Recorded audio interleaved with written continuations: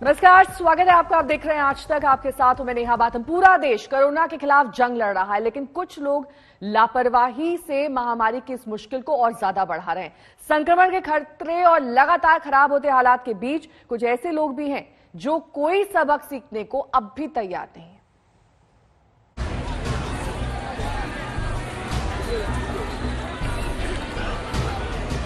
सड़क पर लोगों की भीड़ उमड़ पड़ी है। कुछ लोगों ने चेहरे पर मास्क लगा रखा है और कुछ बिना मास्क के ही इस भीड़ का हिस्सा बने हुए हैं।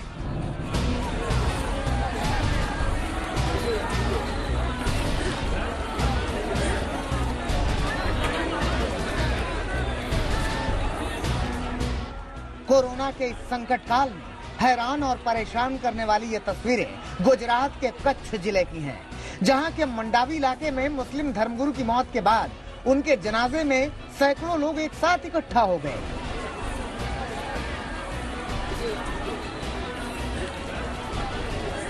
जिस दौर में देश में कोरोना से हजारों लोगों की जानें जा रही हैं, इन तस्वीरों से साफ जाहिर होता है कि महामारी के इस दौर में भी कुछ लोग सबक लेने को तैयार ही नहीं हैं।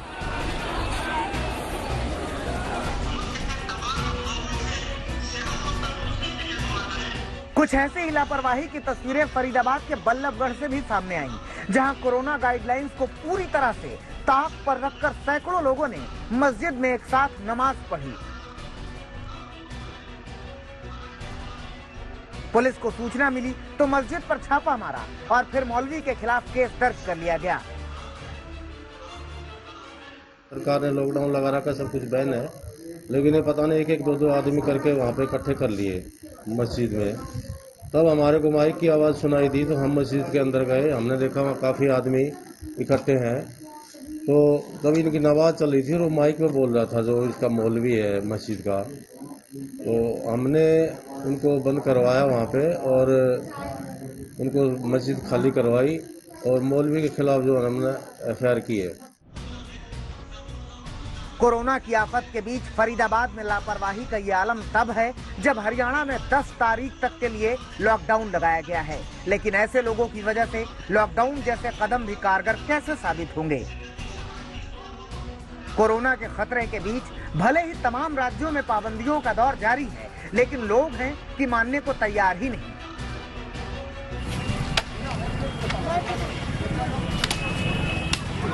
ये तस्वीरें बिहार के सीतामढ़ी जिले की हैं, जहां लॉकडाउन तोड़ने वाले लोगों की पुलिस ने खूब खबर ली। कोरोना के खिलाफ लड़ाई जीतने के लिए लोगों में जागरूकता बेहद जरूरी है, लेकिन अगर इस दौर में भी लोग कोरोना को लेकर इस तरह बेपरवाह रहेंगे तो इस महामारी पर जल्द काबू पाना मुश्किल होगा। आज तक ब्यूरो। कोरोना के इस भीषण काल में कुछ खबरें दिल को दहला जाती हैं। ऐसी खबर मध्य प्रदेश के विदिशा से आई, जहां कोरोना के चलते लॉकडाउन तो लगाया गया, तो मूर्ति बनाने वालों के जीवन पर संकट और ज्यादा गहरा हो गया है। मूर्तिकारों को रोटी के लाले पड़ गए। अभी आटा सामान कुछ भी नहीं है, पानी आने कुछ, बच्चे छोटे छोटे रो रहे, क्या करे, खाने पीने का तो कुछ नहीं है। इनको भगवान ने बनाया है, ये भगवान को बनाते हैं, लेकिन जिन भगवानों की ये मूर्तियां बनाते हैं, उन्हीं भगवानों ने इन्हें भगवान के भरोसे छोड़ दिया है।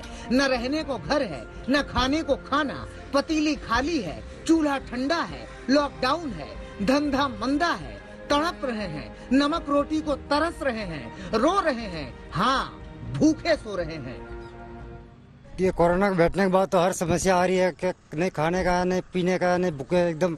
कभी तो पेट भर के खाते हैं और कभी भूखे रहते हैं। वैसे यार पुरानी बात याद आ रही है। देखो एक बार तो हम तो भूखे भी सोए थे, दूसरे दिन गए गांव में, कोई आसपास में हमें कोई नहीं जाना, नहीं पैसा, ना किसके पास जाएंगे, और कुछ नहीं मिला हमको, तो भी हम शाम को आके भूखे सोए। अभी आटा सामान कुछ भी नहीं है, पानी आने कुछ, बच्चे छोटे छोटे रो रहे, क्या करे, खाने पीने का तो कुछ नहीं है। तो अभी बच्चे क्या करे, तो भूखे सूते, हम रोटी पानी कुछ नहीं बनाए, स्कूल में वादी आग भी नहीं जलाए, ऐसे सू गए हम। तो इतनी परेशानी हम देख रहे हैं। हाँ भूखे पेट भी सूख गए, अभी क्या करे, है नहीं तो फिर कहाँ से खाए। मध्य प्रदेश के विदिशा में सड़क किनारे झोपड़ी में रहने वाले इन मूर्तिकारों को कोरोना से ज्यादा भूख से मर जाने का डर है। हम तो ये मांगना चाहते हैं सर कि चलो गेहूँ चावल कुछ मिल जाए और हमारा पेट पले, हमारा परिवार पल जाए, अच्छी बात है। आसपास में हम दो सब 2-3 सदस्य है तो सब मिलकर 25 लोग हैं हमारे पास, छोटे मोटे मिला के। हालात ऐसे हैं कि कोरोना के चलते इन्हें लोग गाँवों में घुसने नहीं देते, न कोई मूर्ति खरीदता है, न इन्हें गाँवों में घूमकर मूर्ति बेचने देता है। रोजगार के रास्तों पर कोरोना अवरोधक बन गया है, जीने के सारे संसाधन खत्म नजर आते हैं। सर अभी नहीं तो गांव में जाने दे रहे, नहीं हम यहाँ मतलब खाने पीने की कुछ व्यवस्था है, मूर्ति बनाते गांव में घुसने दे रहे नहीं, बहुत समस्या आ रही है सर। परेशान नहीं तो हमको गांव में जाने दे, नहीं खाने पीने की व्यवस्था है, 1 साल से यहाँ रह रहे, अब जहाँ की भी मूर्ति भी हम बनाते हैं वो भी बंद पड़ी है। अब हम खाने पीने की कुछ व्यवस्था नहीं है, छोटे बड़े 25 सदस्य है सर, अब उसको कैसे पालन करें सर। हमारे ऐसे परेशानी है कि खाने पीने का उतना हमारे ये नहीं, खाने पीने की बहुत तकलीफ पड़ रही है।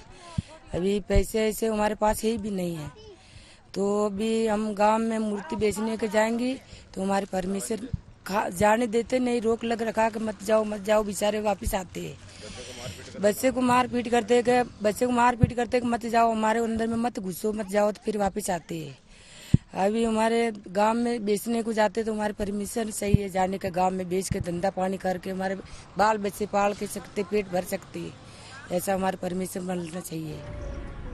पता नहीं कब गुजरेंगे ये दिन जब 2 वक्त की रोटियां इन्हें भी मिलेंगी। इन्हें नहीं मालूम सैनिटाइजर क्या है, इन्हें नहीं मालूम मास्क क्या है। भूख से बिलखते बच्चों को 2 वक्त की रोटी मिलने को ही ये बेहतरीन मुकद्दर मानते हैं, मगर अफसोस अभी इन्हें वो भी नहीं मिल रही। विवेक ठाकुर, विदिशा, आज तक। वायुसेना के मिशन ऑक्सीजन की अब बात करेंगे। वायुसेना का C-17 विमान लगातार कोविड राहत का सामान विदेश से लेकर आ रहा है और देश में अलग अलग जगहों पर पहुंचा रहा है। कोविड की दूसरी लहर में वायुसेना का ये मिशन बेहद अहम है।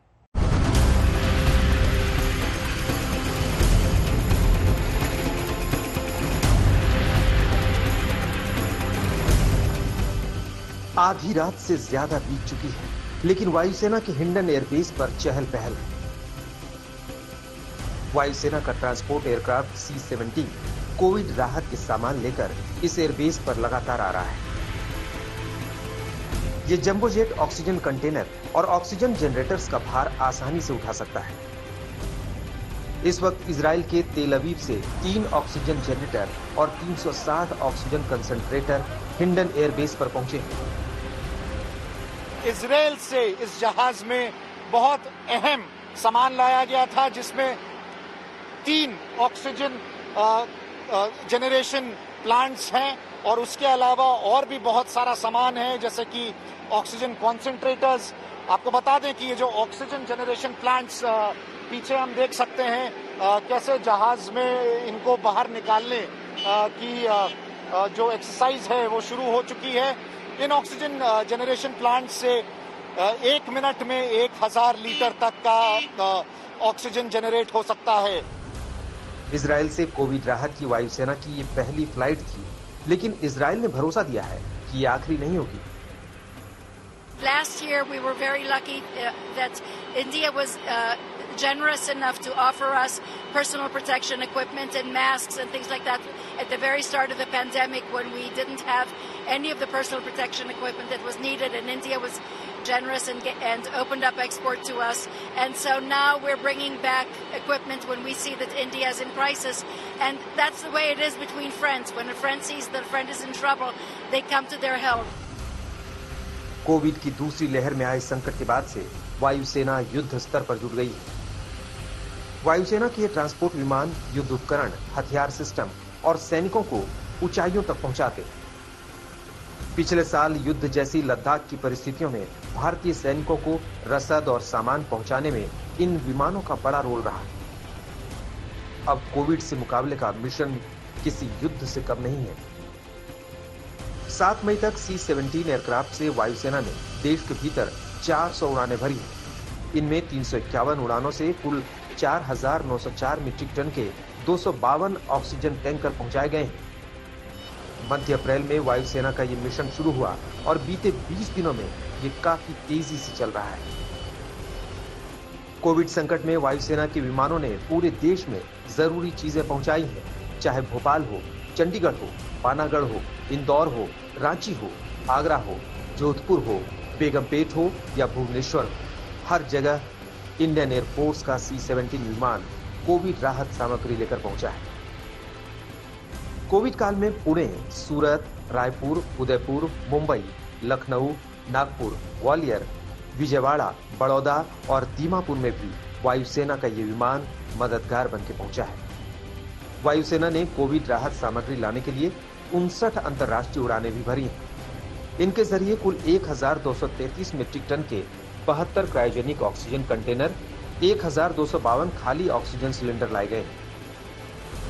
ये कंटेनर और cylinder Singapore, Dubai, Bangkok, UK, Germany, Belgium और ऑस्ट्रेलिया से लाए गए। C-17 विमानों के अलावा IL-76 विमानों से भी कोविड राहत सामग्रियां लाई गई हैं।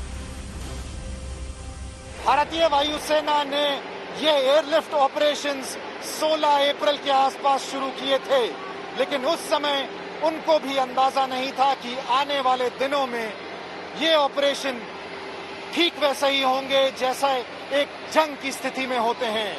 और आने वाले दिनों में ये साफ है कि ये ऑपरेशंस जारी रहेंगे जब तक भारत को ऑक्सीजन पूरा नहीं मिल जाता। कैमरा पर्सन अनिल जायसवाल के साथ इंडियन एयरबेस से अभिषेक भल्ला, आज तक। देश में एक और जहां कोरोना की मार है, वहीं ऑक्सीजन से लेकर दवाइयों तक के लिए लोग दर दर भटकने को मजबूर हैं। इंतजाम ना हो पाने पर अपनों को वो खो रहे हैं, लेकिन इन सबके बीच कुछ ऐसे लोग हैं जो इंसानियत के दुश्मन हैं, जो इस आपदा में पैसे कमाने का कोई अवसर नहीं छोड़ रहे। कालाबाजारी का दौर जारी है। खान चाचा रेस्टोरेंट और नवनीत कालरा, ये दो ऐसे नाम हैं जो दिल्ली को हैरान कर रहे हैं। नवनीत कालरा को आप ऑक्सीजन का लुटेरा कह सकते हैं, जिसने अपने खान चाचा रेस्टोरेंट को ऑक्सीजन कॉन्सेंट्रेटर का कालाबाजारी का अड्डा बना रखा था। नवनीत कालरा फरार है और मामले की जांच कर रही क्राइम ब्रांच उसे ढूंढने के लिए जगह जगह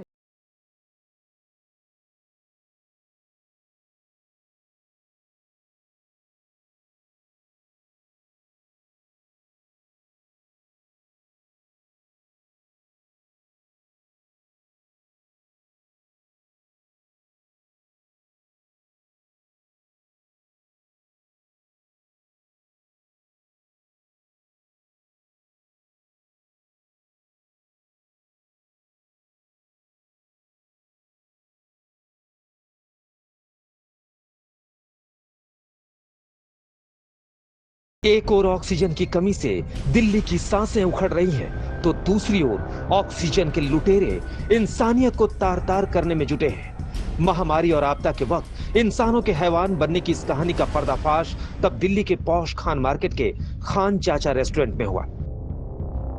शुक्रवार को छापेमारी के दौरान जो कुछ भी सामने आया, उससे जांच एजेंसियां हैरान रह गई।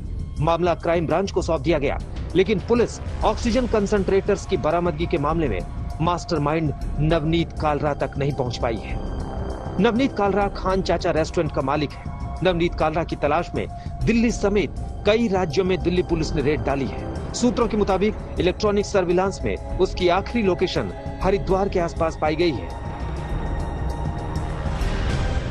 कुल मिलाकर दिल्ली पुलिस का जो पूरा का पूरा इस टाइम काम है, वो नवनीत कालरा की गिरफ्तारी पर केंद्रित है, क्योंकि जब ये शख्स गिरफ्तार होगा उसके बाद इस पूरे से पूरे काले कारनामे की, काले बाजारी की एक एक करके परतें खुलती जाएंगी। हालांकि ऑक्सीजन कंसंट्रेटर्स की कालाबाजारी के मास्टरमाइंड के खिलाफ पुलिस को कई सबूत मिल रहे हैं। नवनीत का एक ऑडियो चैट सामने आया है। I have 2 lakh calls to attend, so I won't be able to answer each and everybody's personal questions. मैंने सारी डिटेल आपको सेल्फ एक्सप्लेनेटरी मैसेज में भेजी हुई है। कौन सा मॉडल है, क्या है, एक मशीन पर पर्सन मैं खान मार्केट वालों को दे सकता हूं उनके घर की यूज के लिए। और अगर किसी को भी चाहिए तो पेमेंट डिटेल्स मेरे पास मैक्सिमम 3 बजे तक भेज देंगे, तो वो मशीन ब्लॉक होंगी। 3 बजे के बाद मेरी मशीन सारी खत्म हो रही है, तो मैं खान मार्केट फ्रेंड्स को भी नहीं अलॉट कर पाऊंगा। So please share this message. Oxygen concentrators को लेकर नवनीत कालरा का व्हाट्सएप चैट पहले ही सामने आ चुका है। कोरोना के कहर से कराह रही दिल्ली वालों को ऑक्सीजन कंसंट्रेटर की जरूरत थी और इसी का फायदा नवनीत कालरा उठा रहा था। आज तक के पास वो व्हाट्सएप चैट भी है जिसमें नवनीत कालरा लोगों से 20,000 रुपए के कॉन्सेंट्रेटर के 50 से 60 से 70,000 रुपए डिमांड कर रहा था। आज तक के पास वो वीडियो भी मौजूद है जिसमें खान मार्केट के खान चाचा रेस्टोरेंट के बाहर लोगों की लंबी कतारें लगी हुई हैं। लोग ऑक्सीजन कॉन्सेंट्रेटर के लिए लगातार नवनीत कालरा से गुहार लगा रहे थे और वो इसी बात का फायदा उठाकर गोरख धंधा कर रहा था। इस बीच मामला हाईकोर्ट तक पहुंच गया है। Oxygen concentrator steel company matrix ने अदालत में याचिका लगाई है और खुद को पाक साहब बताया है। कंपनी के मुताबिक ऑक्सीजन कंसंट्रेटर्स को खरीदने में कोई गोरख धंधा नहीं हुआ। मैट्रिक्स कंपनी ने उन सारे ऑक्सीजन कंसंट्रेटर्स को लौटाने को कहा है जो जब्त किए गए हैं। कंपनी की याचिका के बाद हाईकोर्ट ने पुलिस से जांच की स्टेटस रिपोर्ट मांगी है। नवनीत कालरा के ठिकानों से बरामद हुए ऑक्सीजन कॉन्सेंट्रेटर की सप्लाई मैट्रिक्स कंपनी ने ली थी और मैट्रिक्स कंपनी के सीईओ गौरव खन्ना को दिल्ली पुलिस ने गुड़गांव से गिरफ्तार कर लिया है। दिल्ली पुलिस का कहना है कि इस पूरे मामले में मैट्रिक्स कंपनी की भूमिका की भी गहराई से जांच की जा रही है। ये मैट्रिक्स वही कंपनी है जिसके मालिक गगन दुग्गल फिलहाल लंदन में हैं और नवनीत कालरा के बहुत अच्छे दोस्त बताए जाते हैं। इस पूरे मामले में मैट्रिक्स ने अपनी सफाई देते हुए एक स्टेटमेंट जारी किया है। इस स्टेटमेंट में मैट्रिक्स ने कहा है कि उनकी जो भी सप्लाई है या खरीद है वो इनवॉइस पे है, वो लिखा पढ़ी में है, उसमें सारे कागजात दुरुस्त हैं। यही वजह है कि मैट्रिक्स ने अब दिल्ली हाई कोर्ट का दरवाजा खटखटाया है और इस पूरे मामले में दिल्ली हाई कोर्ट ने दिल्ली पुलिस को स्टेटस रिपोर्ट फाइल करने के लिए सोमवार तक का वक्त दिया है। सोमवार को दिल्ली पुलिस इस मामले में हाई कोर्ट में स्टेटस रिपोर्ट फाइल करेगी। वैसे पुलिस ने मैट्रिक्स के सीईओ गौरव खन्ना को रेड के साथ ही गिरफ्तार किया था। इस बीच जब ऑक्सीजन की कालाबाजारी का बड़ा मामला सामने आया है तो ऑक्सीजन की राजनीति भी गर्मा गई है। बीजेपी सांसद मीनाक्षी लेखी ने ट्वीट करके पूछा है कि क्या दिल्ली में ऑक्सीजन की कमी के पीछे कहीं ऑक्सीजन स्कैम तो नहीं। उधर दिल्ली सरकार लगातार केंद्र से ऑक्सीजन मांग रही है। करंट जो जरूरत है हॉस्पिटल की वो करीब 700 मीट्रिक टन की है, उसमें कम ना करें और हमें पूरी उम्मीद है कि केंद्र सरकार पूरा सहयोग करेगी। जैसे एक दिन 730 टन मिला, आगे भी 730 टन ऑक्सीजन दिल्ली को 700 टन ऑक्सीजन दिल्ली को दिलवाने में मदद करती रहेगी। दिल्ली से तंजीम हैदर और अरविंद ओझा के साथ आज तक ब्यूरो। ऑक्सीजन कॉन्सेंट्रेटर की कालाबाजारी के तार खान चाचा रेस्टोरेंट से लेकर लंदन तक जुड़ चुके हैं। पुलिस को शक है कि लंदन में बैठे मैट्रिक्स कंपनी के मालिक गगन दुग्गल और नवनीत कालरा ने मिलकर कोरोना जैसी आपदा में कालाबाजारी से कमाई का पूरा प्लान तैयार कर रखा था।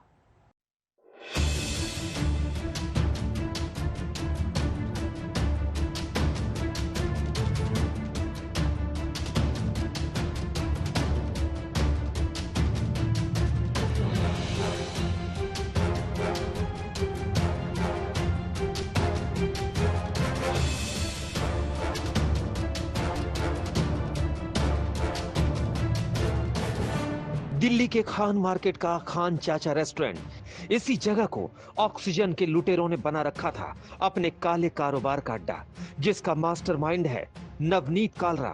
जी हां, नवनीत कालरा ही खान चाचा रेस्टोरेंट का मालिक है। रेस्टोरेंट की शुरुआत की थी हाजी बंदे हसन खान के नाम के शख्स ने। बाद में नवनीत कालरा रेस्टोरेंट का पार्टनर बना और फिर मालिक बन गया। मतलब ये कि खान चाचा रेस्टोरेंट से अब खान चाचा का कोई लेना देना नहीं। खान मार्केट में मशहूर खान चाचा, जी हाँ, हाजी बंदे हसन जिनकी शॉप खान चाचा के नाम से पूरे हिंदुस्तान के बाहर मशहूर है, उस खान चाचा के उन खान चाचा के जो बेटे हैं जो अब अपना रेस्टोरेंट चलाते हैं खान मार्केट में। हमारे साथ हैं जावेद भाई। खान चाचा का नाम कैसे नवनीत कालरा के पास चला गया, कैसे अलग हो गया? आप लोगों? असल में 2010 में हमने पार्टनरशिप की थी नवनीत कालरा के साथ, और 2010 से लेके 2016 तक हमारी ये पार्टनरशिप रही। उसके बाद हमारे बीच में कुछ इख्तलाफ आने शुरू हुए, जिस वजह से हम लोग अलग हो गए थे। और उसके बाद हमारा 2016 से लेके 2020 तक जो है कोर्ट केसेस भी चले। पर इस पेंडेमिक के बाद जब लॉकडाउन हुआ, उसके बाद हमने अपनी तरफ से पहल करते हुए अपने सारे कोर्ट्स को आउट ऑफ कोर्ट सेटलमेंट के लिए एक प्रपोजल भेजा, और अल्लाह का फजल है 2020 में ये ऑफिशियली खत्म भी हो गया था। तो 2016 से हम लोग अलग हैं, और जब हम लोग अलग हुए थे तो हमने 2017 में अपना नया ब्रांड इस्टेब्लिश किया, रूल द रोल्स, और अब हम लोग Salim Javed Rule the Roles के नाम से अपना बिजनेस कर रहे हैं। सलीम, आपने जब ये सब कुछ संभाला, ये सब कुछ देखा, एक बड़ा नाम है खान चाचा, तो कितना तकलीफ हुई खान चाचा का नाम जब किसी और के पास चला गया आपके फादर? तकलीफ तो हुई थी, मगर हमें काम करना था, हमारा काम पे फोकस था। अल्लाह का शुक्र है जो पापा को नाम मिला है खान चाचा, वो स्कूल के और कॉलेज के बच्चों ने ही दिया था। और घर वालों ने जब मशवरा करा, हमने बात करी, तो उन्होंने कहा कि जो नाम कस्टमर ने दिया, पापा का नाम हाजी अल्लाह बंदा हसन है, बंदा हसन। तो अम्मी ने और भाई ने यही कहा कि जो नाम कस्टमर ने दिया है, और वो चला भी आता था, उसमें कोई नहीं, हम अल्लाह का शुक्र है हमारे वालिद साहब ने हमें हुनर सिखाया, और हमें और अल्लाह ताला नाम देंगे, तो इसलिए अपना नाम ऐड कर लिया सलीम और जावेद। और अल्लाह का शुक्र है सारे कस्टमर हमारे पास आ गए, तो हम किस लिए लड़ रहे हैं, तो हमारा काम पे ही फोकस था। जावेद भाई, अब चूंकि दुनिया में, सारे समाज में ये फैला है कि खान चाचा के यहाँ रेड हुई और वहाँ से ऑक्सीजन कॉन्सेंट्रेटर्स मिले, तो आप क्या इसमें कहना चाहते हैं कि उससे आपका कोई ताल्लुक नहीं है? हम आपके जरिए यही बताना चाहेंगे कि आज जो भी कंट्रोवर्सी चल रही है, ऑब्वियसली खान चाचा एक शख्सियत है और एक टाइटल है, तो जो शख्सियत है उस पर तो कोई कुछ नहीं कह सकता, क्योंकि वो हमारे वालिद साहब हैं, ये डिक्लेयर करते हैं हम। पर लेकिन ये जो सब कुछ चल रहा है उसमें हमारा कोई हाथ नहीं है, ना ही हमारा कुछ लेना देना है। 2016 में ही हमारे बिजनेस ताल्लुकात खत्म हो गए थे, और जो ये टाइटल है उसको ओन खान मार्केट में या जितने भी आउटलेट चल रहे हैं वो नवनीत कालरा ही चला रहा था। सलीम, जावेद, आप दोनों की जो माशाल्लाह से जोड़ी है, ये अब आप लोग और किन किन जगहों पे अपना ये आउटलेट और इनकी फ्रेंचाइजीज चला रहे हैं? हम चला रहे हैं, हमारा चंडीगढ़ के अंदर है, बड़ोदरा के अंदर है, वासना रोड पे, और अभी हमने हाल ही में साइन करा है लॉकडाउन के अंदर ही केरला के अंदर 3 आउटलेट, कोची में और कलिकट में 2 है हमारे आउटलेट, और इंशाल्लाह ईद पे वो शुरू करेंगे, क्योंकि हमारा फोकस के काम पे फोकस है। तो अल्लाह का शुक्र, दुआ कीजिएगा कि अल्लाह ताला कामयाबी दे। जी जरूर, आप लोग कामयाब हो, हमारी भी यही दुआ है। और यहाँ साफ है, जावेद और सलीम 2 भाई हैं, जिन्होंने जो खान चाचा के बेटे हैं, इन्होंने साफ कर दिया कि किसी भी हालत में उनका इस ऑक्सीजन कॉन्सेंट्रेटर के रैकेट से कोई भी लेना देना नहीं है। नवनीत कालरा ने उनका नाम खान चाचा, जो उनसे सेटलमेंट हुआ है कोर्ट के बाहर, वो काफी पहले अपने हाथ में ले लिया था। अब आपको ये जानकर हैरानी होगी कि खान चाचा रेस्टोरेंट में बैठकर नवनीत कालरा ऑक्सीजन की जिस काला बाजारी को अंजाम दे रहा था, उसके तार लंदन से भी जुड़े हैं। पुलिस के मुताबिक नवनीत कालरा के काले कारोबार में उसका साथ दे रहा था लंदन में बैठा मैट्रिक्स सेलुलर का मालिक गगन दुग्गल। हालांकि दोनों पिछले कई महीनों से ऑक्सीजन कंसंट्रेटर्स के गोरख धंधे में लगे थे, लेकिन इस साल कोरोना के मामलों में तेजी आने के बाद कालरा और दुग्गल की जोड़ी ने ज्यादा तेजी दिखाई। दिल्ली पुलिस के मुताबिक मैट्रिक्स सेलुलर के नाम पर 650 ऑक्सीजन कंसंट्रेटर मंगाए गए थे। इनमें से 120 ऑक्सीजन कंसंट्रेटर बेचे जा चुके हैं। ऑक्सीजन कंसंट्रेटर चीन और हांगकांग से मंगाए जा रहे थे। शक है कि नवनीत कालरा ने कई लोगों से बल्क में ऑक्सीजन कंसंट्रेटर की सप्लाई देने के लिए लाखों रुपए एडवांस भी लिए थे। दिल्ली पुलिस नवनीत कालरा के बैंक खातों की जांच कर रही है। साथ ही पुलिस लंदन में रह रहे गगन दुग्गल को भी नोटिस भेजने की तैयारी कर रही है। दरअसल कोरोना की दस्तक के साथ ही कालरा और दुग्गल दोनों एक्टिव हो गए थे। लगातार ऑक्सीजन कंसंट्रेटर मंगवा रहे थे और काला बाजारी करके मोटी रकम वसूल रहे थे। पुलिस के मुताबिक नवनीत कालरा और गगन दुग्गल की जोड़ी पिछले साल अक्टूबर से लेकर अब तक करीब 7000 ऑक्सीजन कंसंट्रेटर की काला बाजारी कर चुकी है। इनवॉइस के तहत आयात होकर एक कंसंट्रेटर महज 20 से 22 हजार में इन्हें मिलता था, लेकिन बेचा जाता था 50 से 70 हजार तक में। पुलिस को शक है कि दुग्गल और कालरा की जोड़ी अब तक करीब 40 करोड़ से ज्यादा के कंसंट्रेटर बेच चुकी है।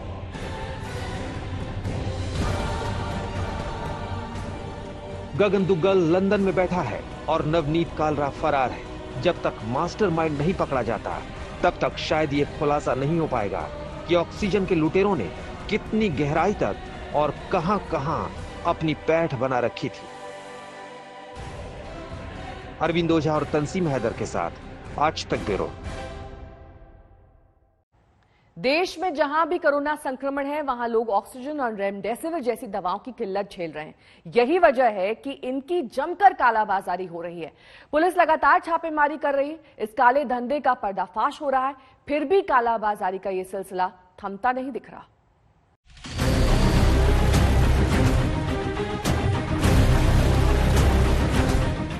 मरीजों के हक का ऑक्सीजन आखिर कहां चला जा रहा है? क्यों अस्पताल में ऑक्सीजन के लिए तड़प रहे हैं मरीज? इन सवालों के जवाब यहां हैं। ये देखिए किस तरह हो रही है ऑक्सीजन सिलेंडरों की कालाबाजारी। ये तस्वीरें गुरुग्राम की हैं, जहां ड्रग कंट्रोलर और गुरुग्राम पुलिस के संयुक्त ऑपरेशन में छापेमारी हुई। इस छापेमारी में 260 ऑक्सीजन सिलेंडर बरामद हुए। हमें एक गुप्त सूचना प्राप्त हुई थी कि महाराष्ट्र से एक ट्रक है जो गुड़गांव आया है और एक कम्युनिटी सेंटर अलीकपुर में खड़ा हुआ है, जहां से ऑक्सीजन सिलेंडर दे रहा है। तुरंत हमने एक टीम का गठन किया और पुलिस बादशाहपुर को लेकर हम मौके पे पहुंचे। मौके पे पहुंच के हमने देखा कि वहां पे एक ट्रक था जिसमें से कुछ सिलेंडर्स रखे हुए थे, ऑक्सीजन के सिलेंडर्स थे, टाइप बी और टाइप डी टाइप के। इन्वेस्टिगेशन कर रहे हैं, जहां पे भी वो बल्क मिलेगा उनके खिलाफ भी कार्रवाई की जाएगी। पंजाब के फरीदकोट में तो गजब फर्जीवाड़ा चल रहा था। यहाँ के एनजीओ के एम्बुलेंस में ऑक्सीजन की कालाबाजारी चल रही थी। एनजीओ एम्बुलेंस में ऑक्सीजन सिलेंडर भरकर फरीदकोट से दिल्ली भेजती थी। एनजीओ एक सिलेंडर 35,000 रुपए तक में बेचता था। एनजीओ का शख्स सिलेंडर ब्लैक करते हुए दिल्ली में पकड़ा गया, तब जाकर इस खेल का खुलासा हुआ। फरीदकोट पुलिस ने इस मामले में 2 लोगों को गिरफ्तार किया है। उनसे एम्बुलेंस और तमाम सिलेंडर भी बरामद किए हैं। पुलिस ऑक्सीजन गैस के गोदाम के रिकॉर्ड चेक कर रही है। जो एम्बुलेंस का ड्राइवर था वो सिलेंडरों की ब्लैक करता हुआ पाया गया, तो वो जो ड्राइवर है उसको हिरासत में ले लिया गया है। और इसके अलावा जो मैंने अपने जो एसएसपी है, पुलिस अथॉरिटीज़ है, उनको बोल भी दिया है कि जो भी उसके खिलाफ कार्रवाई हो, कानूनी कार्रवाई की जाए। कोरोना संक्रमण काल में कालाबाजारियों की चांदी हो गई है। दिल्ली, एनसीआर और यूपी के तमाम शहरों के अस्पतालों में ऑक्सीजन संकट का कालाबाजारियों ने जमकर फायदा उठाया है। चंद पैसों की खातिर लोग कितने गिर सकते हैं, इसकी नजीर है ये तस्वीरें। ये आग बुझाने वाले सिलेंडर हैं जो लाल रंग के होते हैं, लेकिन कोरोना काल के गिद्धों ने इन सिलेंडरों का रंग उतारकर इन्हें काले रंग में रंगकर बाजार में बेचना शुरू कर दिया। बड़ी सफाई से ये आग बुझाने वाले सिलेंडर में ऑक्सीजन सिलेंडर का नोजल लगा देते थे। दिल्ली पुलिस ने कालाबाजारियों के पास से ऐसे 532 सिलेंडर बरामद किए हैं। ऑक्सीजन रिफिलिंग तो आसानी से हो जा रहा है, लेकिन ऑक्सीजन सिलेंडर आसानी से लोगों को नहीं मिल रहा है और इसी का फायदा कुछ इंसानियत के दुश्मन उठा रहे हैं जो लगातार ऑक्सीजन सिलेंडर की कालाबाजारी कर रहे हैं। लेकिन यहाँ तो हैरानी इस बात की हो गई है कि अगर आप ये देखिए, ये जो आप सामने की तरफ देख पा रहे हैं ये अग्निशामक यंत्र है, यानी आग बुझाने के काम में ये जो सिलेंडर है वो इस्तेमाल किया जाता है। लेकिन अब जो कालाबाजारी करने वाले लोग हैं, जो धोखाधड़ी करने वाले लोग हैं, वो इस तरीके से, ये देखिए लाल रंग का ये होता है अग्निशामक यंत्र जो आग बुझाने के काम में इस्तेमाल होता है, उसको इस तरीके से जो काले रंग में पेंट किया जा रहा था और उसके बाद जो है उसको जरूरतमंद लोगों को बेचा जा रहा था। तकरीबन 500 ऐसे सिलेंडर हैं जो दिल्ली पुलिस ने बरामद किए हैं। कालाबाजारी करने वाले इन फायर एक्सटिंग्विशर्स में ऑक्सीजन भरने की कोशिश कर रहे थे। पुलिस ने अलीपुर इलाके में छापे मारकर 3 लोगों को गिरफ्तार करके इस काले धंधे का भांडाफोड़ कर दिया। सिर्फ ऑक्सीजन ही नहीं, देश भर में तमाम जगहों से रेमडेसिविर इंजेक्शन की कालाबाजारी की खबरें भी आ रही हैं। इस मामले में जगह जगह गिरफ्तारियां हो रही हैं। ताजा मामला इंदौर का है, जहां रेमडेसिविर इंजेक्शन की कालाबाजारी में 11 लोगों को गिरफ्तार किया गया है। ऑक्सीजन और रेमडेसिविर जैसी दवाओं की कालाबाजारी पर रोक लगाने के लिए दिल्ली पुलिस ने कॉल सेंटर खोला है। इस कॉल सेंटर की मदद से अब तक करीब 150 ठगों और कालाबाजारियों को गिरफ्तार किया गया है।